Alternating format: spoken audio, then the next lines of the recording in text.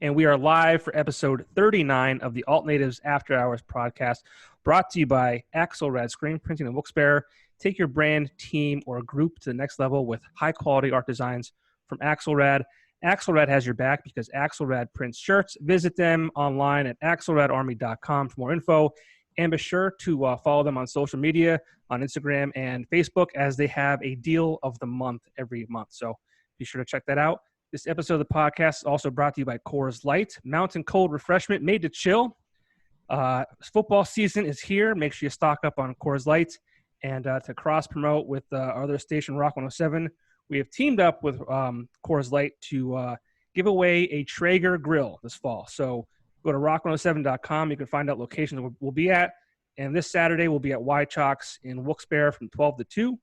And you have a chance to win a Traeger, or enter to win a Traeger grill.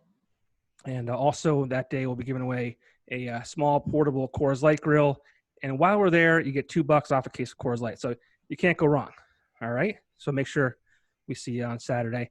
My name is Popko. I'm the host of this podcast. I'm also the host of a radio show on Saturday nights called Alt Natives on Alt 92.1, where I play an hour's worth of music from artists in and around NEPA. And this podcast is essentially an extension of that, where I get to interview people from NEPA, whether it be bands, different artists, whether they're painters, authors, things like that.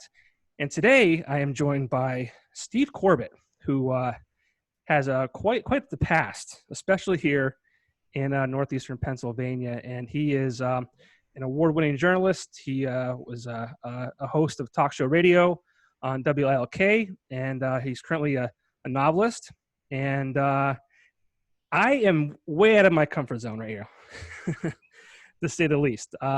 Typically, I interview bands and people that I've known for a long time. So I am way out of my comfort zone, but I am honored to share this evening with Steve Corbett. Welcome to the show. Thank you, Popko. And you Popko. go by Johnny Popko, which is Johnny Popko, whatever. name, Johnny Popko. It sounds like an alias. That's my real name. It's a good name. Thank you. So what's been going on with you? Obviously, we're going to talk about your most recent novel, Paddy's Day in Trumptown. I got your book. Thank you for sending it my way. I've only made it a chapter into it so far, but I'm already drawn in. So it's one of the books that I definitely will read. I'm not really a big reader, but I'm going to make an effort, especially in October. I'm going to do Sober October in October, obviously. I'm going to try to do some workout routines, maybe read a book. I got a book now to read from you. So I have a whole big plan for October, see if I can stay sober for the entire month, but we'll see what happens. It's a good idea. Like a cleansing, is that what you're looking at? I guess so. It's something that's been on the internet for a long time. And I feel like I bring up Joe Rogan every podcast I do. But Joe Rogan and his buddies do Sober October, and they kind of get real crazy, and they stay sober. So no booze, no drugs, no nothing. And they try and do new things to kind of better themselves, whether it's, go to a shooting range and learn how to shoot guns, or, do workout routines and things like that. So I said, you know what, maybe I'll take the plunge and try and stay sober for October. And when you think about where we are in society, in our community in northeastern Pennsylvania, with the disease, with COVID, you think about staying healthy, you think about getting stronger physically and mentally. Reading is a great pastime to exercise your mind and to train your moral compass, to guide where you want to go. And that's why any kind of cleansing is good. I'm 69 years old. I haven't eaten beef, pork, or poultry for about 30 years. Wow. And that includes the squeezings from chickens when they wring their little necks and the chicken fat drips out their ears. I had nothing to do with that. So I ate some fish, grilled some fish, drink some red wine. Haven't used illegal drugs in decades. And cleansing is good. But the book is important for you to read because it's about you, and it's about me, and it's about all the people we know in northeastern Pennsylvania who struggle, as they do around the country, to understand how best to treat each other and how best to treat ourselves. Yeah, let's get right into it, I guess. The new book, Paddy's Day in Trumptown. Tell us a little bit about the book and what people can expect from the book. People can expect discomfort. People can expect shock. Readers can expect to be offended, because the book deals with bigotry. The book holds up that dirty, cracked mirror and asks readers, what do you see? Do you recognize anybody in that mirror? Do you see yourself? Do you see the way we treat each other in bad ways that needs to be changed? The book Paddy's Day in Trumptown is about my tribe, Irish America. And I know as much about Irish America as anybody does. On my father's side, my grandfather came from Ireland, 5 generations in Scranton. My grandfather worked 45 years as a coal miner in the Scranton mines. My dad was a hero state police detective. So we come right out of the stereotypes: coal miner, cop, boxers. And the book is set in Wilkes-Barre, but the implications go far and wide and include us as the coal fields here. And I'll always call northeastern Pennsylvania the coal region, because coal was here before we got here, and coal's going to be here after we leave. And coal helped fuel the good and the bad of so many people's lives and deaths in northeastern PA. But the book deals with bigotry. The book deals with a group of what I call Irish guys. That's the name of their social club in Wilkes-Barre. And they are adamant that they will do everything in their power, anything in their power, to guarantee Donald Trump's reelection on election day, to put him back into the White House. And they love Donald Trump. They think Donald Trump validates everything they are.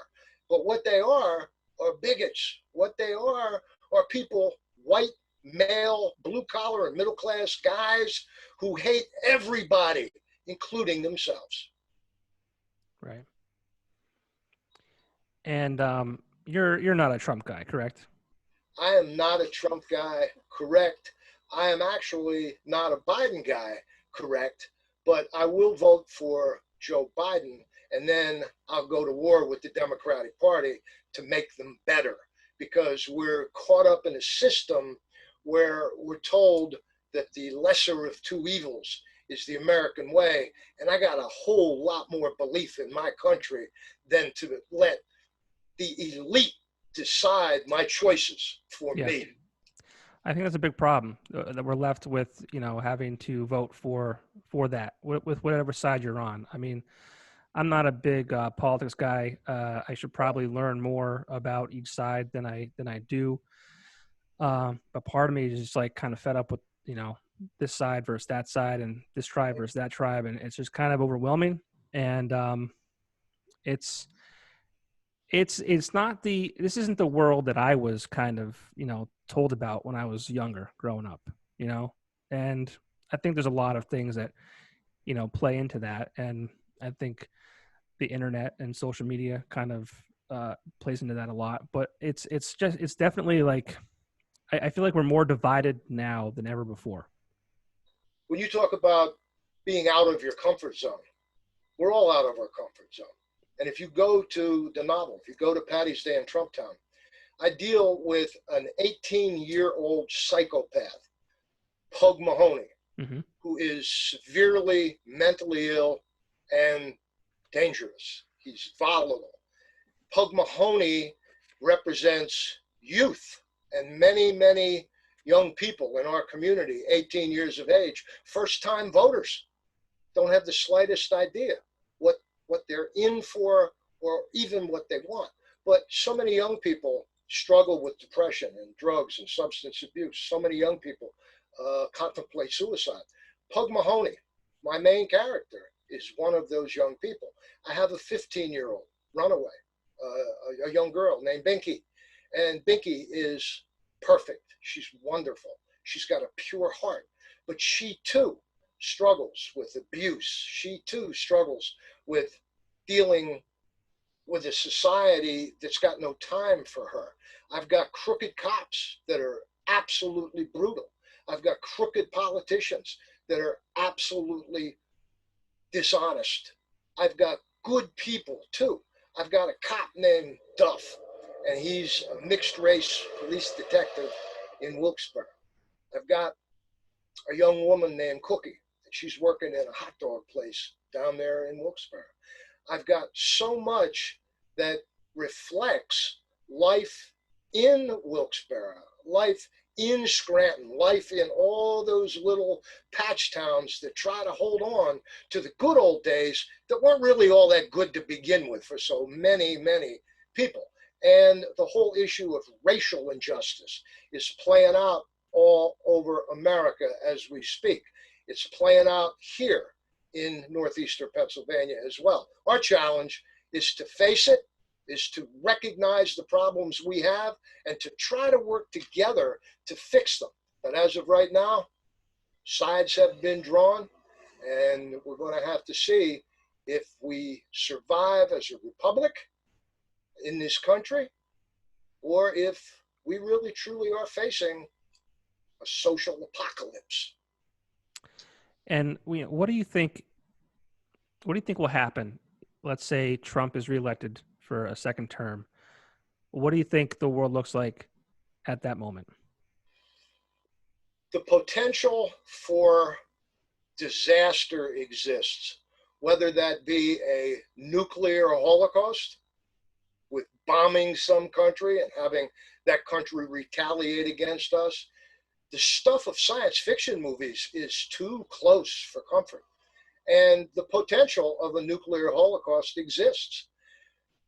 From the point of view of a good citizen who believes in the United States, the social institutions might crumble. The protections we always depended on that were strong enough to hold us together as a nation, Donald Trump and his minions are chipping away at that.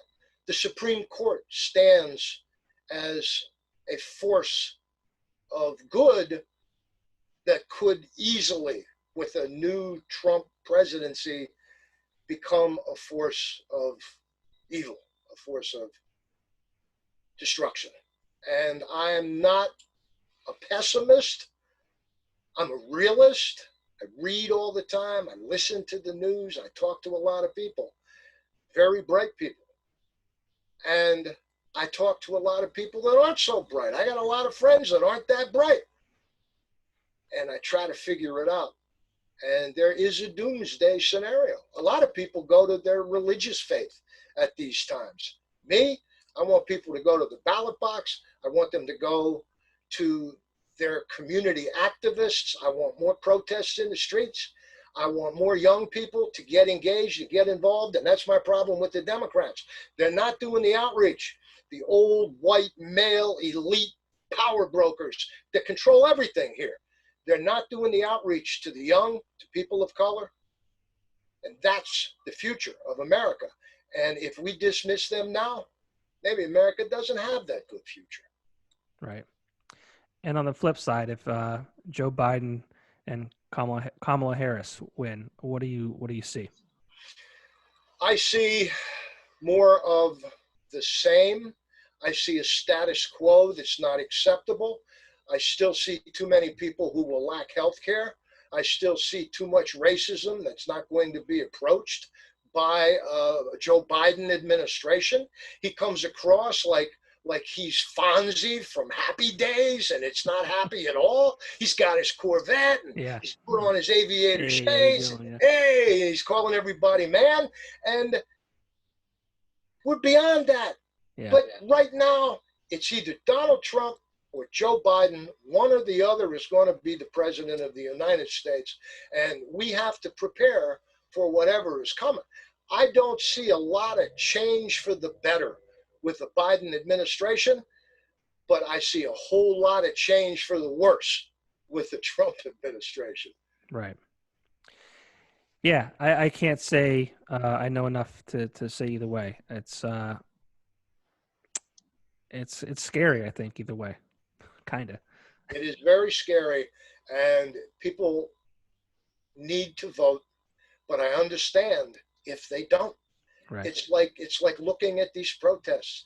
I'm a great proponent of nonviolence. I believe nonviolence is the best way to approach any confrontation, if possible. I understand self-defense. Clearly, there's a role for self-defense when necessary. I understand societal self-defense. That's what I call it. And that's when people are oppressed, it's a legitimate word, and betrayed and disregarded, and they react sometimes violently. I don't endorse violence, but I understand violence. Right. Now, I want to get into a little bit about your history, just so that those watching, they're not like, "Oh, who's this crazy old man?" Because Did you just call me an old man? I did not, but people will perceive you to be that Go ahead. only because of your age, and you know, I think you already said you were 69. But like I said when we started, you're an award-winning journalist. You worked at the Times Leader in Wilkes-Barre, Pennsylvania for 17 years, correct? I did, yeah. I wrote newspaper. I raised a lot of hell down there. You did. So, getting back to what I said, like, you know, you know what you're talking about. You're well informed, and like I said, you're not just some crazy lunatic speaking, you know, out of school. So, talk a little bit about what you did at the Times Leader, why things ended there, and we'll kind of take it from there. I was 34 years old when I got my first daily newspaper job at the Times Leader. I grew up in and around central Pennsylvania. My dad was a state cop. Even though I had family up here, I was able to get a job, hired as a staff writer, a reporter, in 1985. I was 34 years old. I was a little older than the young reporters who come in. But I had already paid a lot of dues as an outlaw journalist. I had my own weekly, and I got charged with harassing the mayor of Harrisburg and disorderly conduct as a result of that. I worked for weeklies. I worked every job under the sun. I had been a boxing instructor in a state penitentiary. I had been a drug and alcohol counselor in a state prison. I worked construction. I was a bouncer. I did all kinds of different work, but I always wrote. And I wanted to be a newspaper columnist. I had in my mind the idea of what a newspaper columnist was, and I still carry that idea. Times are changing, however. Jimmy Breslin was a great newspaper columnist and novelist. Pete Hamill, a great newspaper columnist and novelist out of New York. Pete Dexter, a great newspaper columnist and novelist out of Philadelphia. I saw all these people who had something to say, and I saw myself. I knew I could do that. So when I got to Wilkes-Barre, I already had my eye set on becoming a columnist. But unlike most mid-sized papers in America, they already had one, and he was pretty good, the late, great Hank Pearson. He drank too much, but he was the guy who said, without Stephanie, I'd be living in a drainage ditch. He wrote a column about me. When Hank finally had enough, and he couldn't stand the editor at the paper at the time, he left, and it opened the door for me, and I was fortunate that some good people at that newspaper, some of the best newspaper people I've ever met in my life, allowed me, permitted me to get in there and dig, to get in there and jam, to get in there and bust it loose, because that's what I was good at. That's what I'm still good at, and I had good support at the time. 17 years later, a lot happened. I got me and my bosses charged with felonies for doing journalism in America. We were right. We did nothing wrong. We broke no law. And ultimately, we received one of the highest journalism awards in the country for our service to a free press, the Scripps Howard Foundation Award in 1991. I started to sense change when some of my supporters went on to big jobs elsewhere in America. The people who remained weren't that thrilled with me doing what I did the way I did it. And I told an editor, when you're tired of me writing newspaper columns, let me know. I'll go write them somewhere else. I saw that writing on the wall, and I set it up, and Stephanie and I packed up. We sold our house in Wilkes-Barre, and we headed to the Central Coast of California to a little rotten newspaper to see if I could make a contribution to make it better. We had a good run out there. I wrote about the Hells Angels. I wrote about immigration. I made great Mexican friends.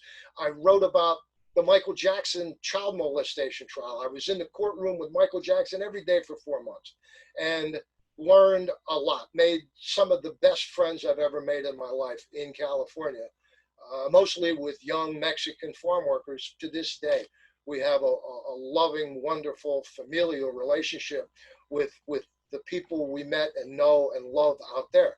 And then the new owners come in from the cornfields of Iowa, like children of the corn, and they had no time for a guy like me. And so they told me I was not in the budget.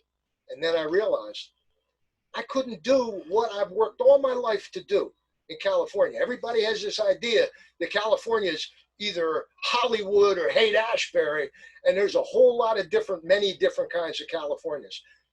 The newspaper business was changing. They didn't want my fire and my way of looking at newspaper columns the way they still need to be written. And I knew I could do it back here because there still was that rumble that needed a good puncher.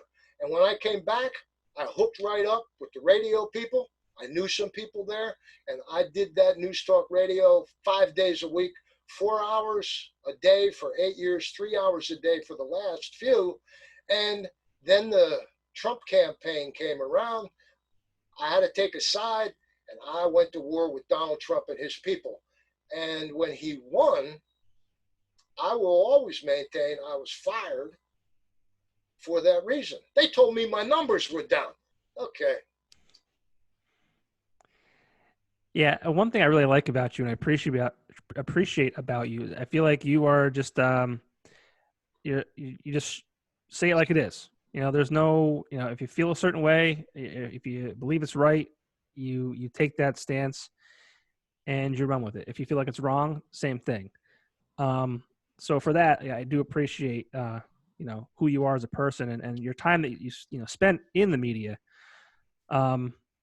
And you're a household name for sure. Steve Corbett, WILK. And they won't like you saying that. They don't want you to identify me with that. I don't think they want that. Who's they? Those numbers, those letters you threw out. You know, I don't think they want to be associated with me, that group down there. But that's okay. I did an interview with them not long ago. I was going to say, didn't you just do an interview with them? I did. But, you know, we see what happens. Here's what you have to understand, though. I'm not a loose cannon. I'm very deliberate when it comes to what I say and how I say it. I can back it up. I will make my good persuasive argument. You might not agree with it, and I might not agree with you. But when I put forward an opinion, when I draw conclusions, I have reasons to support why I believe what I say I believe. A lot of people don't have that. And when did that become wrong? When did it become wrong to, you know, have an opinion, back it up with facts or whatever it might be? When did that become wrong? Because if I didn't agree, now you're on the other side and screw you, get out of here. It's wrong when you rock a boat that mainstream communities, America, your business doesn't want you to rock. And not only was I willing to rock the boat, I'd sink that boat if I had to, based on principle. And there's a need for that. There's a need for that. Everybody can't be like that. And everybody doesn't want to be like that. It is part of an outlaw mentality that is willing to challenge a system that I often see as unfair. And how many times would you wish someone would speak up and speak out? How many times might you wish that you didn't feel alone in your perspective? And all you need is somebody to stand on principle, to say, this is wrong.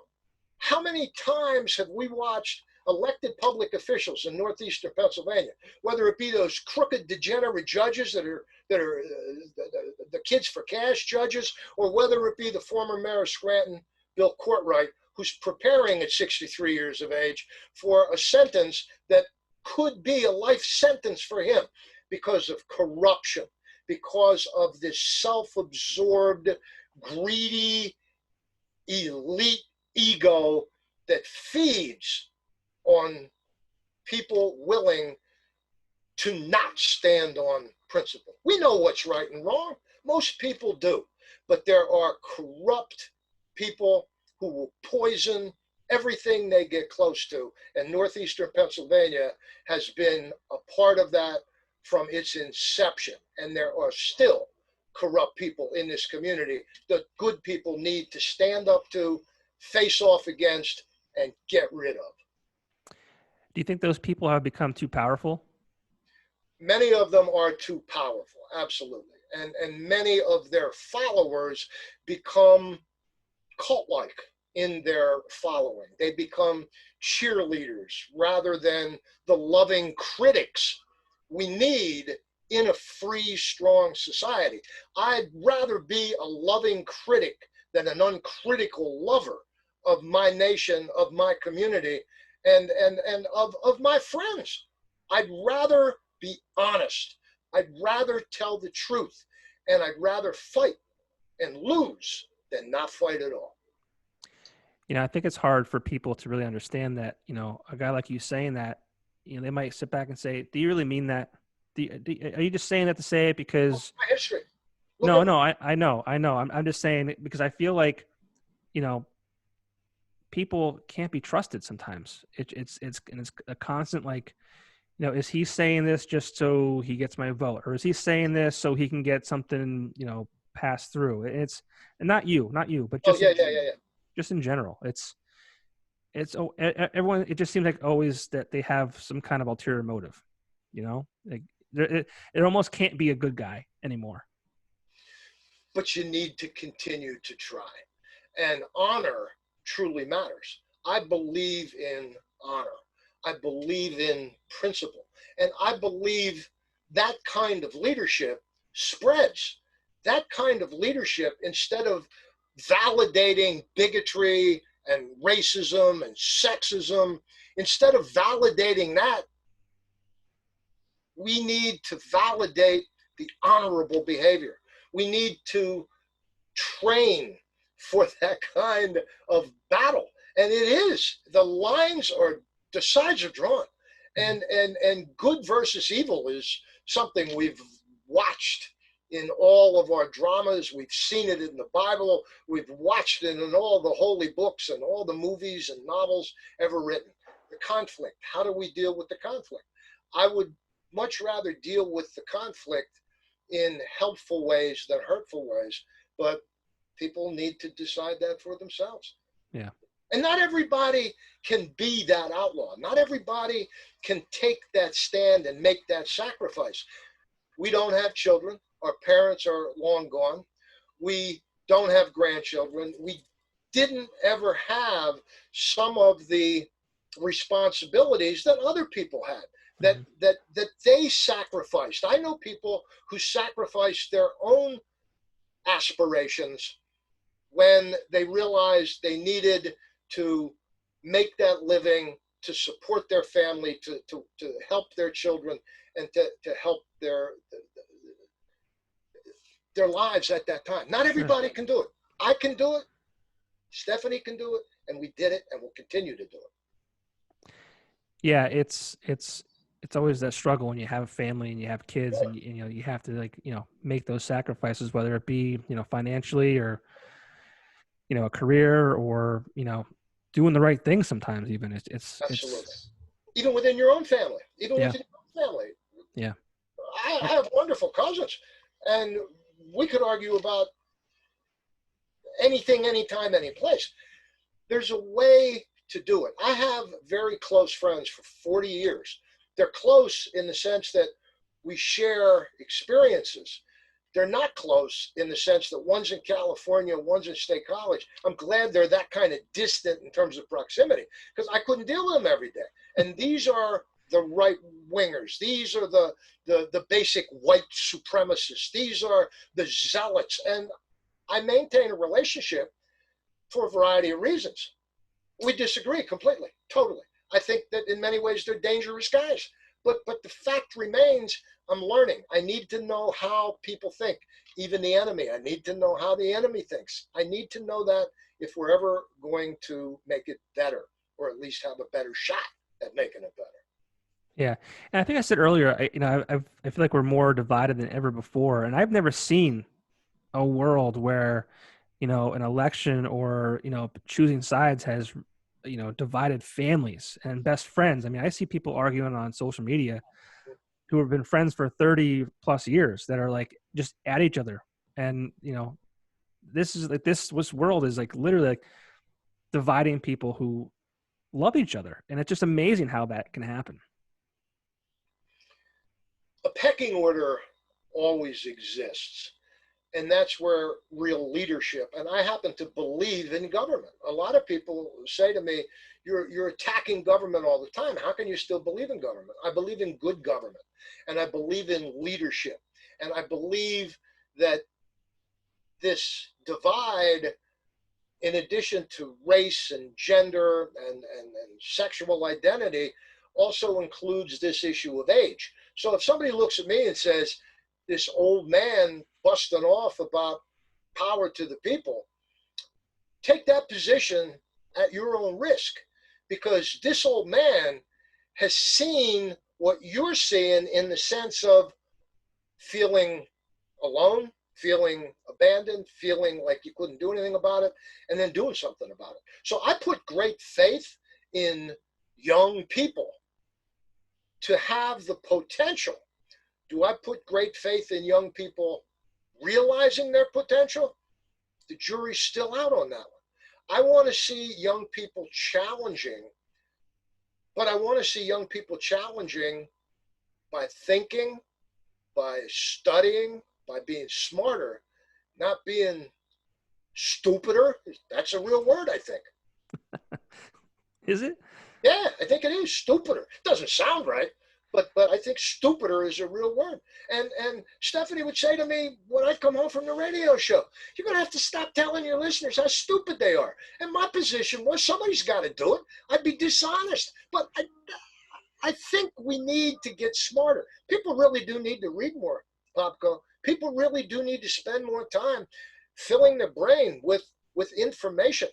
I look at the New York Times, and some people, if I tell them I read the New York Times, just dismiss it out of hand. They've never read a whole New York Times in their life, but they dismiss it. We need to be smarter, and we need to be braver, and we need to be more willing to take calculated risks, not the reckless risks of going to a pool party without a mask and you know what I'm saying. We don't need that. We don't need that. And I'm worried. I'm worried about it. I'm vulnerable. I'm old. You're a crazy old man, right? Yeah, I'm fine. I'm fine. I'm crazy.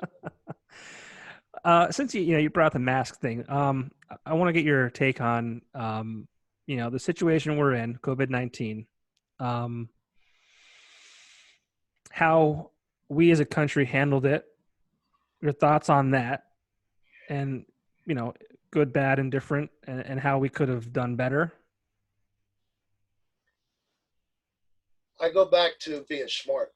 I listen to physicians. I'm in communication with some physicians. I listen to the epidemiologists. People in our country, some of them can't even pronounce epidemiologist.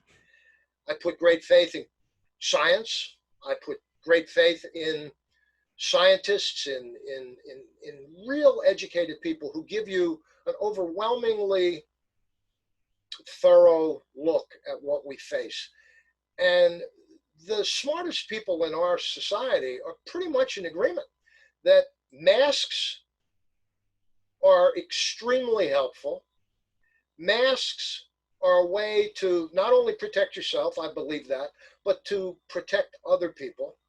And we as a society have become so self-absorbed and so used to our so-called needs, which aren't needs at all. We need our high school football. We need our college football. We need all all these creature comforts that we might very well regret down the line when someone close to you gets sick and dies. Often that's what it takes. The loss of more than 1,000 people a day, is that what it is? About 1,000 a day, doesn't impact so many people. And we walk. We're in the hill section. We walk. And I'm starting to get an attitude. I won't say anything to people. I got my mask on. I don't want people to talk to me if they're not wearing masks. I'll wave at people. Stay the hell away from me if you're not wearing a mask. And smarten up, because the infection has the potential to kill a whole lot more people than it's already killed. And we're up to over 190,000. We're moving toward 200,000. And I expect a heavy duty, deadly autumn and a heavier duty, deadlier winter. And I hope I'm wrong. Just like I hope I'm wrong when I think Trump might win re-election. I hope I'm wrong on both counts. And I hope people exert leadership and exert intelligence and look out for each other. We got a good team if only we train and work together and see the light at the end of the tunnel. There's not a freight train coming our way that is that good, nice light. But now I realize Joe Biden's talking about a light, and I don't want to talk about lights. And who would have thought that a mask would have divided us? That's true. You know, that's crazy. More powerful than a vaccine. I saw the head of the CDC just said that tonight. A mask might be more powerful than a vaccine when they get it. So wear a mask. It's not difficult. And don't put other people at risk, because that's what's going on. Yeah. Yeah, it's crazy. And you know what? I wish through all this, you know, I wish Donald Trump could have just came on TV and kind of comforted the nation, just like once, just like it would just one time.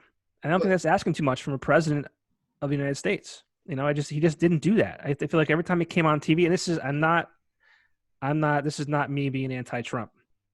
This is me being, you're the president of the U.S. And I just feel like he never once kind of made us feel as a nation okay. It was always stoking the flame of some kind of thing. And he could have made people feel better. He could have protected people. He could have saved lives. And he didn't do that. But if you look at Paddy's Day in Trumptown, the Irish guys, they're not wearing any masks. They're stronger than some virus, some bug. And they blame the Chinese, and then they blame the Vietnamese, and they blame South Korea. The Irish guys see life with blinders on. They see life the way they want to see it. And in many ways, that's what the Trump team is all about. The Irish guys in Paddy's Day in Trumptown do things their own way. They don't have to listen to anybody because they believe in Donald Trump. And all their foibles, all their weaknesses, their severe insecurities are now okay because they're wearing a red MAGA cap. They're going to a rally. They're on the right side. I got a guy in Paddy's Day in Trumptown by the name of Junior Dugan. And he takes on a new nickname because Junior, he's tired of everybody calling him Junior. His old man's a crooked cop. Junior Dugan decides to call himself Death Wish. Death Wish Dugan. And he's the president of the Luzerne County chapter of Bikers for Trump. And when you read Junior Dugan, you know they're out there.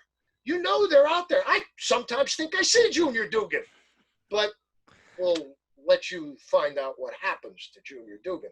And they're everywhere. Good fiction is drawn from reality. Good fiction is drawn from the extremes and the excesses. And that's what Paddy's Day in Trumptown is all about. I've told people, if you read no books this year, read Paddy's Day in Trumptown. That's what I've said. I was going to say, I mean, is you know, this is a fiction novel, but there has to be real people out there that are in this book too. You draw from your influences. Mm. I have a situation in the book where a real old man, 98 years old, was murdered in Wilkes-Barre. It's in the book, and his real name is there, Hugh McGee, an old black guy. And 3 black guys and a white woman were charged with his murder. And I worked and found evidence that freed one of those guys who told me, I'm an innocent man, Corbett. I said, come on, everybody says that. But he was, and we proved it, and they had to let him go. And I went to a Wilkes-Barre cop, and I asked that Wilkes-Barre cop, why did you charge him? There's evidence that proves he wasn't in this community when that murder happened. And the cop told me, because we needed another N-word. And I'm not saying the word, although in the book, the words are rough because they're real. That actually happened. I have it in the book as fiction. That actually happened. That's a true story. So if somebody wants to tell me, oh, he's making up racism, I'm not making up racism. It's the core of Wilkes-Barre. I believe racism is the core of Scranton. All the little towns surrounding our coal fields, I believe racism and sexism shaped the core. That's what won Donald Trump the White House in 2016. Not the economic divide and the poor white working class guys that don't have jobs. How many guys were making union wage plus overtime, and they voted for Donald Trump? So racism and sexism, they're the 2 big crosses our community has to bear, and that's where the fight has to go. And young people can take that fight to the man, as you said earlier. Yeah. It's sad to see, how prevalent racism is in communities, and sexism, all that kind of stuff. Do you think that will ever go away? Do you think it'll ever get better? That's a real good question. I believe we can decrease the amount of bigotry through training, through education. I also believe that human relationships often help change that. My mother was German, Protestant, divorced. My father was Irish, Catholic, Manuka section of Scranton. And when my father married my mother, that put a lot of people on notice that he wasn't going to play that game. And then my cousins, my first cousins, started stepping outside the Irish tribe. And someone would marry someone of Italian descent. Someone would marry I had a cousin who married a Jewish guy. And that's when you start to see things make a change. How many times have you heard people who were anti-gay until they realize their son's gay, or they realize their daughter's a lesbian? How many people are bigots until all of a sudden they're faced with beautiful biracial children that their daughter or granddaughter gave birth to, and now we start to see a difference in those human relationships? That's a big piece of the action too. But that's a good point. Everything white, as long as you keep everything male, it's all going to be the same.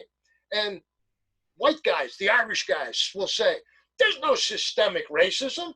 Well, that's true, because all the guys in the fire department are guys, and all the guys in the fire department are white guys. Of course you don't see systemic racism. Keep in mind, however, that it wasn't that many years ago when Irish guys were looking at Italian guys and calling them colored because they had a different complexion. They looked like black guys to some of the Irish guys. I actually heard that with my own ears one night. Yeah. Colored. Italian guys, colored guys.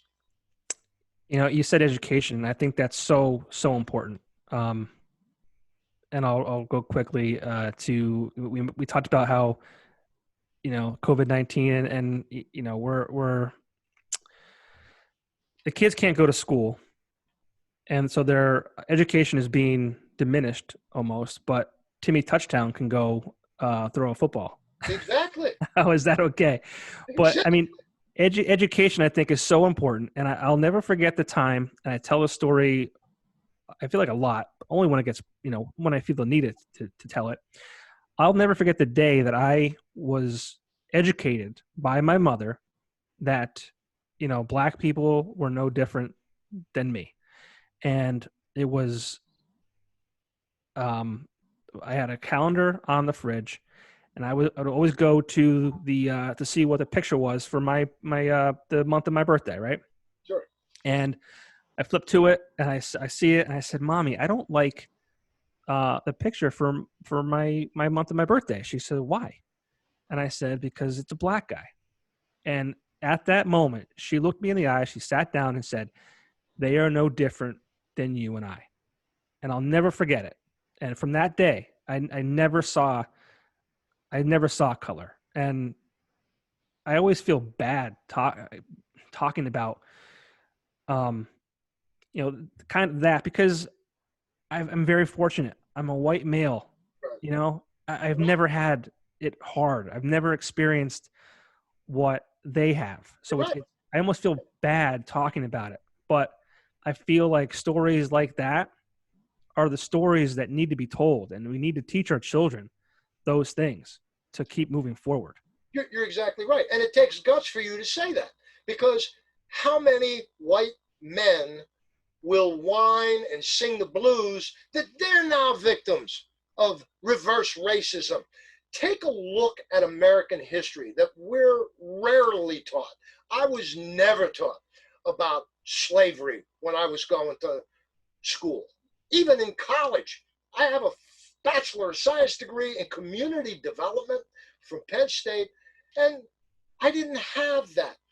I've done the reading on my own. I want to see people taught real history. I want to see the myth done away with. I want to see the romanticism of so much done away with. We talk about cops. I see these flags that are out now with black stripes, American flags, black stripes, support the blue or whatever it says. I think there's nothing better than a good cop. My dad was one of the best cops in the history of law enforcement, and he came that close to getting his head blown off one day when a guy put a gun to his head and fired. A black guy. And there's nothing worse than a bad cop.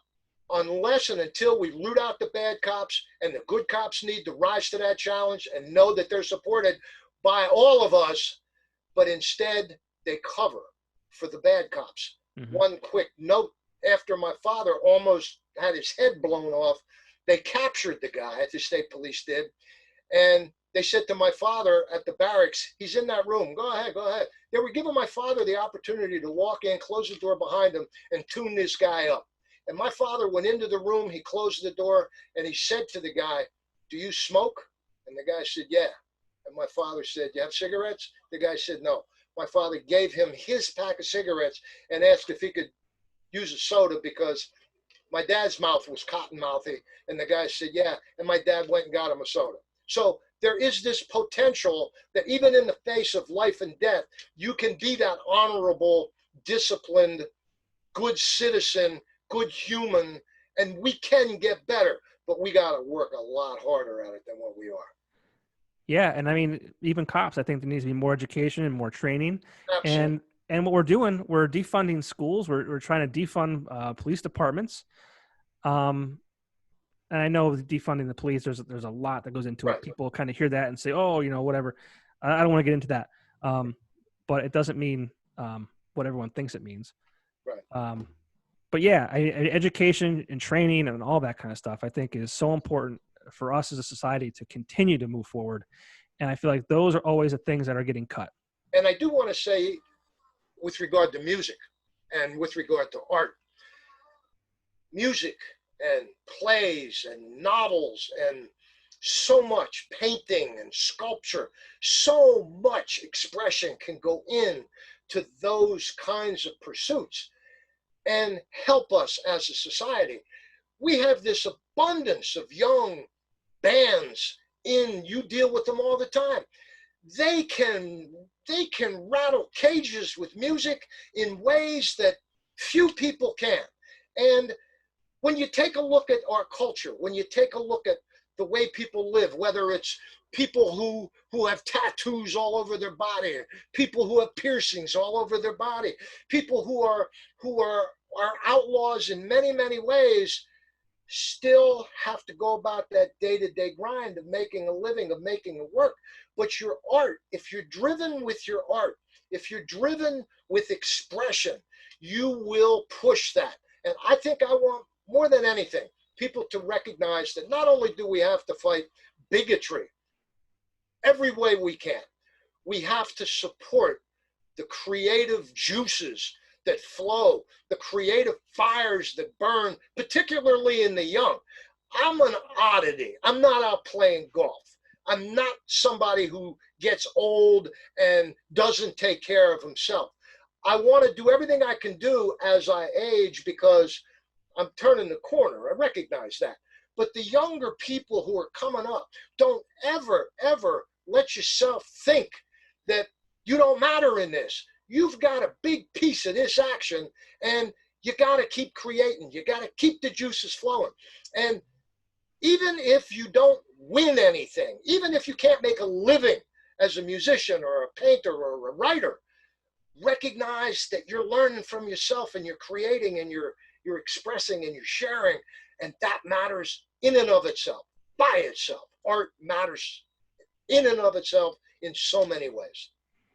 I think you're right. I think a lot of artists, like bands, when you get to that, I think they're almost afraid to kind of get or to write music about that kind of stuff, because so much of music is almost an escape from the day-to-day bullshit. So I think it's a hard thing for a lot of bands to get through. But I do appreciate the fact that what you're saying is they have an ability to do that. Those who do it will distinguish themselves. I worked with a local band, Prosody, Kenny Ebersole and Prosody, heavy metal. I wrote a song about the first novel, Blood Red Syrah, and Prosody did that song that I wrote for them. And James Callahan, another creative guru in northeastern Pennsylvania, helped with that video. James Callahan and Kristen Rose put the cover of Paddy's Day in Trumptown together. Eugene Pavlico is the psycho on the front. The picture is actually Eugene Pavlico. He looks perfect as my Pug Mahoney. But all these local people who are engaged in this and working together and helping each other out. We were going to have a book signing down at Carl Hall before the pandemic. AJ Jump, a buddy of yours, I believe. Yep. All these people who are working together to make it work, to put the pieces together, to express it. And you have to be a little bit fearless. You have to be brave. And you have to be willing to realize that it's not for everybody. Art actually is for everybody, but not everybody wants to or can do what a lot of people do. Do it for yourself if for no other reason. You'll feel better. Read for yourself. Think for yourself. And you'll be a better person. You'll get along better with people. I'm a model citizen. I am. I believe it. Wasn't always, but I am. We'd be terrible if we forgot to mention Scott Jaharski too. Oh, I didn't mean Scott. Scott is an ace photographer. Scott has the eye of he's a brilliant photographer. His ability. He did the cover photo on the back, me hanging over the pool table on the back of Paddy's Day in Trumptown. Thanks for bringing that up. Scott's top of the line. Yeah, this is your second novel. It must take a lot to get this stuff published and printed and all that kind of stuff. Aventura Press is a small independent publisher, and that publishing house exists for the love of books. And it does take a lot to get it, because the publishing industry is a commercial venture based on profit. I don't write commercial books. I don't have sensitivity readers. I just ask people to be sensitive to the harsh reality that exists around us and face it. Because if you don't face it, you can't beat it. If you don't face the evil, you can't beat it. You can't. So Paddy's Day in Trumptown is a rough read. It's a disturbing book. It's high farce, but at the same time, the lessons we need to learn about ourselves and others to help make it better exist in Paddy's Day in Trumptown, and can exist in Wilkes-Barre, where the book is set. Do you mind if I read a quick paragraph that, like I said, I was 8 pages in, and just the description and the picture you were able to paint with this paragraph, I was like, and this is an interesting paragraph, and the content is not what caught my eye. It's just the pure descriptive words you used and the picture you painted. And this is about Pug. It says, green glass shards touched his balls as he crouched in deep contemplation. The jagged neck of a broken beer bottle tickled his pink pimpled ass cheeks. When a frigid gust of early March air blew up his butt, Pug imagined his funny bone and let go laughing until he peed himself. Grinning like a ghoul in a low-budget horror movie, Pug felt the warm dribble of urine and slowly straightened to full height. He's a sick young man. He's terribly troubled. He is insane, and he's a killer. He's standing on top of the rusted out, abandoned building beside the old Stegmaier Brewery on Wilkes-Barre Boulevard in Wilkes-Barre. So the next time you drive by there, look up, and maybe you'll see what looks to be Pug Mahoney naked, except for a pair of combat boots, laughing maniacally, trying to figure out if his life is going anywhere other than to an early grave. Right. Now, I hope I don't turn anybody off from reading this book with that paragraph, but I just thought it was really, just the way you wrote it I think it was just really neat and really kind of took me in and painted a picture that I was like, wow, this. And mental illness is rough. Yeah, mental and it's nice. And it's getting worse. And it's another thing that's not addressed enough, and it's a terrible thing, and that's a story for a different day, a topic for a different day, rather. But I want to wrap things up a little bit. Thank you for your time. I do appreciate it. Thanks for being my guinea pig, so to speak, as far as sitting down with a guy that I'm not built for interview. Yeah, you are. Thank you. I appreciate that. Oh, you are. Yeah, you are. If you want to find out more information about Steve Corbett and his books, theoutlawcorbett.com. Is that a good spot to go to for those interested? I'm sorry? Is that a good spot for people to go to? Oh, that's a wonderful website. To find out more? Another local outfit, Posture Interactive. No kidding. Yeah, and Doug Griffiths. You know Doug? Yeah. Doug, Tony. Doug's my guy at Posture Interactive, put that website together. So the outlawcorbett.com has got everything. And I wrote a real good blog about meeting Muhammad Ali back in 1977 when he put a question to me about race that is fascinating. And you can read that on the blog. But I'll be writing blogs. It's at the outlawcorbett.com. You'll be able to get the book.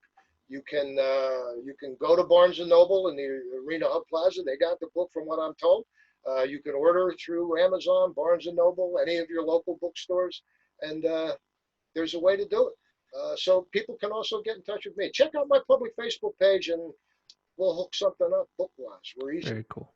But it's important that people read and face the dragon because everybody wants to slay that dragon and move on to a better civilization. You'll never slay that dragon. You'll turn to cinders in the dragon's fire unless you face the dragon and are prepared to see what's behind the flame. Very cool. Well, Steve, you're a legend here in northeastern Pennsylvania. Thank you, man. Thank you. Your time spent in newspapers and radio, and now writing novels. I meditate a lot too. I meditate. We have a Japanese Zen garden in the back. And I'll have to stop by one of these days. I'm thinking about taking karate or some kind of jujitsu or something. We'll talk about it. I would send you to Aikido. That's okay. Where I would send you. But there's not a lot of Aikido being taught in northeastern Pennsylvania. Right. I've trained Aikido and Aiki Jiu-Jitsu for decades. I've stopped because I do not think it's safe to train at this point. Close contact, touching, no masks. I won't go into the dojo until a vaccine that's safe brings me back into a dojo. But I do yoga every day. I do Chinese breathing and stretching, Qigong. I talk to the birds. I'm trying to cool out the squirrels because they're losing it. But nature is a wonderful, wonderful place to be. And another time, we'll talk about climate change because the world needs to wake up. America's on fire in more ways than one. and floods and pestilence and everything else is coming our way. Another challenge for young people, particularly, to not listen to the dirty old white men telling them there's no such thing as climate change. Right. Tell them, oh yeah, there is. Absolutely. It's funny. People love you or they hate you. Yeah. And I think you're 100% okay with either one. Well, I absolutely am, but love is all you need. Very cool. Well, I'm looking forward to the next time we talk. I am hopefully it's in person as opposed to this. Yeah, but hopefully we'll be able to get this thing under control and get back to being real people with each other. But I thank you, and keep doing what you're doing, because we are truly on the cusp of the unknown, and how we deal with each other and how we deal with ourselves tells us whether we have a chance at coming out at the end of that tunnel. Very good. Well, Steve, I appreciate your insight. And like I said, I hope to talk to you again soon. I hope that we can meet. Good to All right. talk to you. Thank you, everybody, for paying attention.